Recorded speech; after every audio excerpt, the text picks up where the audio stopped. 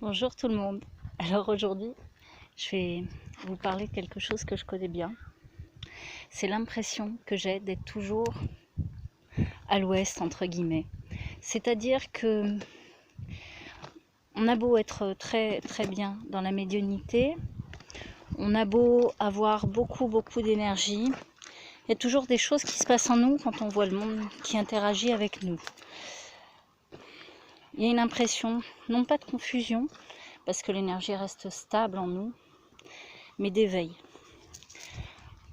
La réalité, c'est qu'il ne faut pas mélanger la confusion mentale qu'on obtient quand on ne sait pas vers où on va et la capacité qu'on a à changer les choses dès que c'est nécessaire. Il ne faut pas sombrer dans l'illusion. Rien n'est fixe, rien n'est stable. Il y a des choses comme ça dans la vie qu'on ne peut pas imaginer comme fixes parce que ça ne le sera jamais. La plupart des temps, quand on renonce à l'illusion, effectivement, on n'a pas besoin de rester stable. On a besoin de croire en nous, c'est différent. Alors c'est pour ça que je fais cette vidéo en marchant. Parce que l'important c'est quand même d'avancer. L'important c'est pas de prendre le moins d'âge possible, c'est de vieillir bien. L'important c'est d'arriver à maturité. L'important c'est de ne pas être périmé. Et quand on est périmé, c'est qu'on a trop longtemps stagné. Alors par exemple, si on s'assoit un temps, voilà, comme j'aime bien m'asseoir ici, c'est souvent pour méditer sur l'état des choses tel qu'il est, parce qu'on a peut-être été un petit peu trop vite, parce qu'on a besoin de comprendre notre expérience de vie. Et là, les choses instables deviennent stables à nouveau. Donc, il y a quelque chose qui est tout le temps réaliste, c'est de penser que les choses changeront, oui.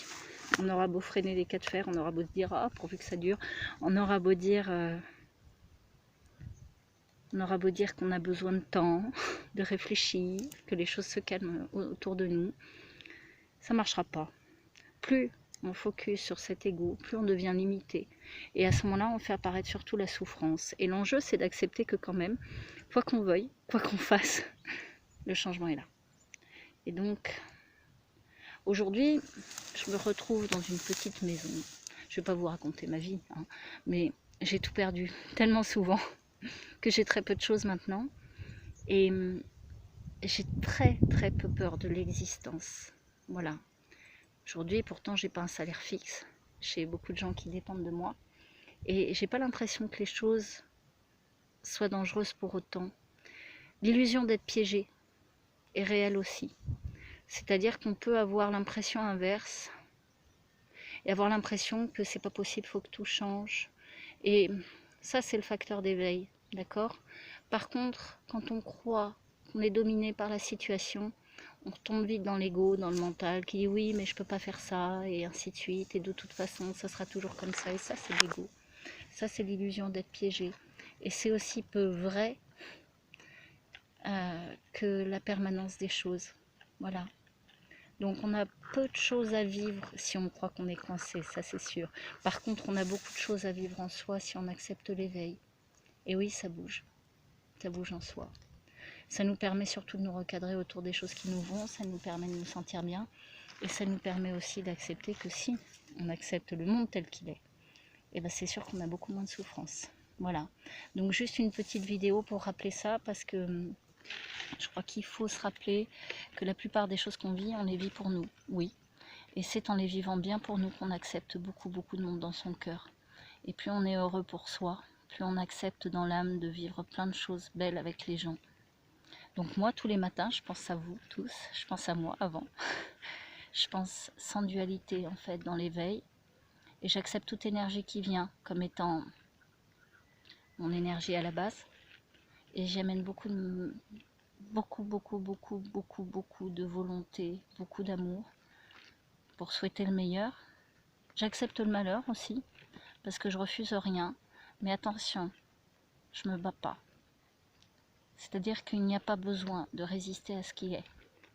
Quand on accepte ce qui est, quand on accepte les gens quels qu'ils sont, On arrête de souffrir. Hein. Si on se réveille on pleure tous les matins parce qu'on ne peut plus supporter les cons autour de nous, par exemple. On se rend bien malheureux dans l'ego pour rien. Que les gens soient différents ou non, on n'a pas besoin de les juger pour être heureux. Le positif, le négatif, c'est une vision des choses qui nous mènent à l'échec personnel. Parce qu'on souffre. Voilà. Et c'est pas une question d'ego spirituel. Avant toute chose, c'est une question de souffrance. S'il y a de l'ego duel, il y a souffrance. Et là, il y a enjeu. Hein. Donc, disons que par exemple, si on a l'impression d'être entouré de cons, on a le droit de s'énerver. Hein. La colère, c'est un sentiment mal défini. Il y a toujours quelque chose derrière. Il y a toujours quelque chose de caché derrière la colère. Donc, si on se lève tous les matins pour un travail où on voit des gens très différents, on accepte que notre réalité, c'est avant tout de vivre les choses pour nous-mêmes. Et c'est ça, le message fort qu'on a à vivre en ce moment, c'est d'accepter que malgré toute la tempête des événements, du magnétisme et tout ça, on peut être très stable. Et puis si ça bouge, ce n'est que de l'éveil, ça ne nous fera pas de mal. Voilà. Ben, je vous fais un gros bisou et puis je vous souhaite plein de bonheur comme à moi. Ciao.